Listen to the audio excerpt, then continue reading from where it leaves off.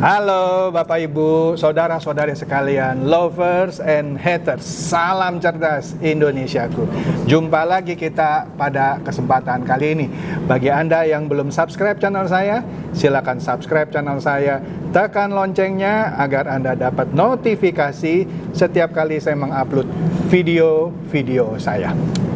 Oke, pada kesempatan kali ini saya kedatangan seorang tamu. Dari mana Pak? Semarang ya? Dari Semarang. Oh, Semarang ya? Semarang. Wih, orang Semarang ini. Pak Abraham Santosa. Pak Abraham Santosa juga punya channel ini namanya Trading Cara Santai. Ya. Coba Pak terangin dulu nih, trading cara santai apa sih? Oke, trading cara santai itu jadi sebetulnya adalah judul edukasi yang saya buat. Jadi santai itu ada singkatannya, yaitu sederhana, aman, nyaman, tanpa mikir, anti rugi. Itu sebetulnya singkatannya seperti itu. Tapi belakangan ini jadi membahas soal dunia ponzi karena kebetulan dunia ponzi yang sekarang ini bajunya pakai baju robot trading. Robot trading. Lah itu dunia saya itu. Oh, gitu. Oke, jadi Pak Abraham sepertinya kayak terpanggil gitu ya. Ya. Karena trading yang sesungguhnya nggak semudah cemplungin duit ke robot, robotnya otomatis jalan dengan jaminan profit yang antara 10-20% sebulan gitu. Ya, betul. Ya, karena itu kita tahu di Tenggarai itu money game ponzi, Bapepti pun sudah bicara seperti itu. Ya. Oke. Dan itu juga menjadi concern Pak Abraham ya. Ya. Karena kan dengan adanya robot trading seperti itu kan dunia trading forex maupun emas jadi ternoda gitu ya. Ya, padahal sudah ternoda, Pak. Sudah busuk, sudah ternoda, ditambahin noda lagi. Tambahin noda lagi. Jadi tambah ternoda ya. Tambah ternoda. Oke. Gitu. Nah, menurut Pak Abraham, tindakan Bapepti dalam hal ini yang mulai tanda kutip ya menurut saya membersihkan praktek robot trading yang berbau money game ponzi gimana, Pak? Ya, sebetulnya tindakan Bapepti sudah tepat ya, sudah tepat dan cuma mungkin perlu lebih digalakkan lagi, perlu lebih ditekankan lagi gitu loh untuk lebih galak menyikat yang robot-robot ilegal, bukan ilegal tapi robot ponzi. Robot ponzi. Yang ponzi begini wajib ditindak lebih keras gitu. Oke. Sebabnya Bapepti sudah berkali-kali mengeluarkan pengumuman bahwa ini adalah robot trading ponzi, tapi enggak sampai ditindaklanjuti sampai istilahnya sampai semua membernya dipastikan bisa withdraw gitu. Cuman diumumkan saja ini money game ponzi. Ya, terus disegel sih, contoh DNA Pro ya, disegel, dicopot sama dia, disegel lagi, sudah gitu aja. Terus saya melihat harusnya setelah itu ditindaklanjuti manajemennya diperiksa gitu ya, dan harus dipastikan uang dari para membernya itu dikembalikan. Itu menurut saya. Kalau menurut Pak Abraham? Ya, kalau menurut saya sih tindakan yang sekarang ini juga sudah oke. Cuma kebetulan belakangan ini kan masyarakat lagi agak terdistraksi oleh robot, bukan robot tapi binary kayak binomo dan sebagainya. Ya, binary option ya. Terkadang itu agak tercampur antara yang robot ponzi dengan yang binary. Itu sebetulnya adalah dua hal yang berbeda. Ya. Kebetulan yang ditindak sekarang ini influencer binomo dan sejenisnya. Ya. Jadi yang robot trading ini dalam tanda petik masih belum terlalu tersentuh, kecuali yang memang sudah ngaku bahwa dia adalah ponzi. Contoh Fahrenheit, itu kan dia sudah ngaku kalau dia ponzi kan, dan juga Vera Blast. Oh, sorry, Viral Blast. Viral Blast itu sudah ngaku kalau dia ponzi dan sudah ada yang ditangkap 3 orang. Sedangkan yang Fahrenheit kan sengaja MC tapi orangnya kabur. Nah, yang itu yang bahaya. Nah, terus kemudian yang seperti kita lihat drama misalnya withdrawal DNA Pro. Ya. Kan kita tahu Pak Daniel Abe di tengah-tengah keharusan mereka menepati janji withdrawal, dia pergi ke Turki dan mau ke Rusia. Ya. Kemudian di Turki dia nggak dapat visa ekspresnya. Untuk masuk ke Rusia. Dia bilang jangan khawatir, minggu depan saya balik Jakarta. Saya lagi mikir gitu ya, kalau dia ke Rusia katanya mau ngurusin withdrawal yang macet gitu kan, baru 15% kan, itu pun gimana ngitungnya saya nggak tahu lah. Nah, kalau dia balik ke Jakarta karena nggak bisa masuk Rusia, gimana tuh withdrawalnya tuh? Pertama gini ya, harusnya Pak AB ini kirim surat ke Putin, Pak saya mau bantu jihad Pak melawan Ukraina, nah itu pasti langsung diizinin masuk. Izin masuk ya. Tapi kalau alasannya mau ngurusin withdraw, Bingung, bingung Putin. bingung Putin. Ini Iya. broker dari mana? Nah iya. Jadi permasalahan apakah dia akan kembali ke Jakarta? Jadi begini ya, saya merasa bahwa sudah ada dalam tanda petik ya, kalau bagi saya ya ada kebohongan satu dan kebohongan yang lain. Jadi ada kebohongan. Kalau misalkan nanti dia kembali ke Jakarta tuh untuk apa gitu? Ya kita nggak tahu ya. Kita berharap beliau memang benar-benar akan kembali ke Jakarta. Iya. Tapi apakah akan kembali beneran? Ya kalau saya jadi Pak Abe ya selamat tinggal. Iya. Karena saya merasa kalau dia pun balik ke Jakarta, bagaimana menjawab yang 85%? Ya. Padahal kan tujuannya katanya ke Rusia mau ngurusi withdraw yang ya tanda kutip tertahan lah ya. Mungkin dia mau nego sama brokernya, tolong dong rilis gitu ya. Nah sekarang nggak bisa masuk gimana dong? Ya. Paling nanti alasannya saya nggak bisa masuk, jadi saya nggak gimana tuh ya kira-kira? Saya bingung juga tuh. Nanti Pak bikin DNA update lagi Pak. DNA update.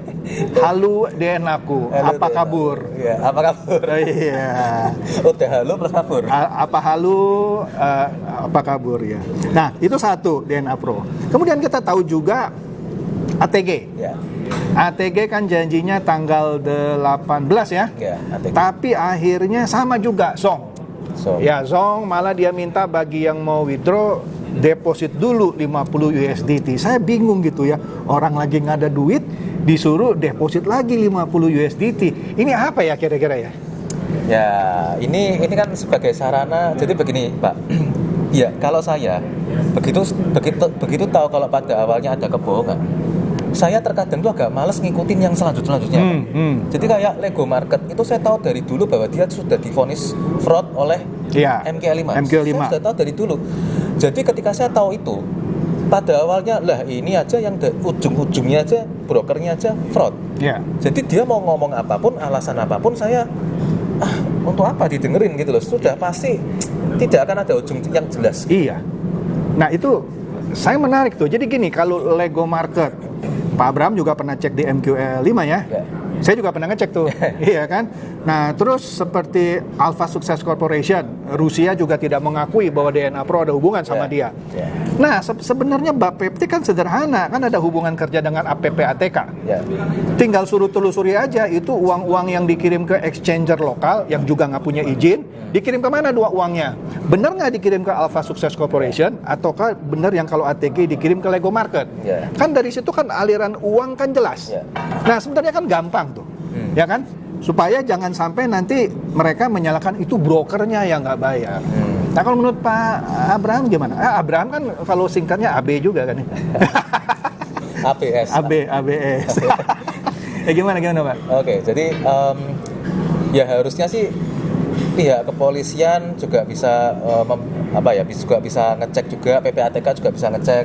Harusnya seperti itu. Cuma saya juga agak heran sih kenapa kok sampai hari ini masih belum dilakukan hal seperti itu. Bahkan untuk yang sudah scam, untuk yang sudah MC, contoh kayak EA Copet. EA Copet itu kan MC kan alasannya. Iya. Kita itu pun juga nggak dilakukan tidak ada penindakan yang tegas gitu.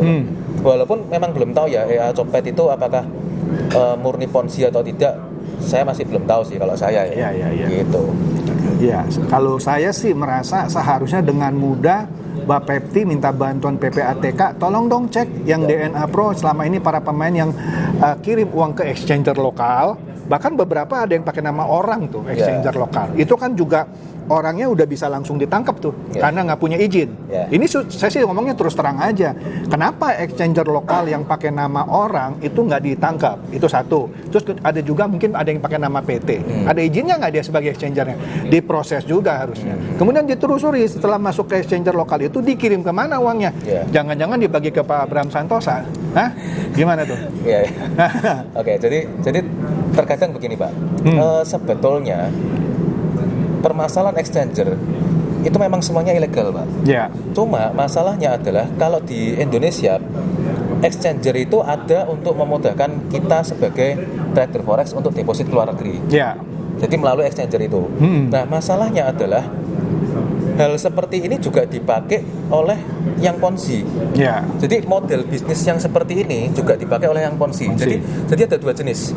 Exchanger lokal yang memang dia itu bekerja sama dengan broker yang di luar negeri tapi memang belum punya izin.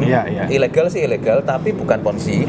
Tapi ada juga yang dia ini model bisnisnya mirip-mirip dan hampir tidak bisa dibedakan dengan yang real, tapi dia ponzi. Nah, kadang ini mungkin ya, kalau saya mikir ya, mungkin polisi atau pihak berwajib ini juga tidak mau bergerak terlalu jauh dulu sebelum mereka paham benar-benar antara perbedaan mana yang exchanger yang untuk broker luar negeri tapi yang bukan ponzi dan juga exchanger yang ternyata ponzi. Jadi mungkin mereka juga berhati-hati dalam mengambil tindakan supaya nggak semua kena sikat gitu. Mungkin sih saya pikir begitu. Oke, itu bisa dipahami, tapi kan dengan menelusuri aliran dananya kan bisa ketahuan itu setelah masuk ke exchanger lokal yang ditunjuk kemana lagi tuh uangnya. Betul. Apakah benar dilempar ke Alpha Success Corporation ataukah ke Lego Market ataukah ke ininya ke Abraham.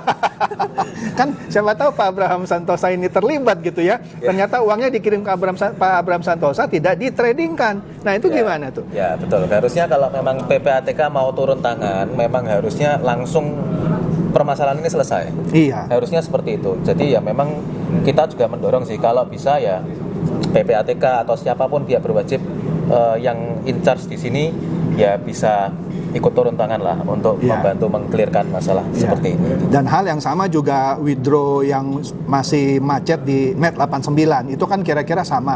Bahkan kalau di Net 89 sebenarnya yang saya dengar ya, saya nggak tahu kan Pak Bram lebih tahu lah. Kalau yang trading taruhnya di hot forex bisa di withdraw ya. Benar ya, itu benar ya, benar ya. Artinya ada broker yang benar dipakai oleh Net 89 untuk melakukan trading, sehingga yang dari situ dia bisa withdraw. Tetapi ada beberapa 4 lagi kalau nggak salah yang sampai sekarang belum ketahuan nih. Nah, berarti kan itu bisa dicurigai yang selain hot forex itu bukan trading beneran itu. Betul. Jadi itu pun yang di hot forex juga tidak bisa menghasilkan 1% sehari. Iya. Performa beda jauh. Jadi itu yang kadang kita harus patut curiga gitu loh. Itu yang hot forex Anda mau withdraw hari ini ya, besok langsung masuk, nggak ada masalah, nggak ada ditahan, nggak pakai drama, nggak pakai update. Iya. Tapi yang 4 gimana gitu loh, termasuk yang di ponzi sebelah, di Ateng dan di DNA itu juga sama aja gitu. Iya.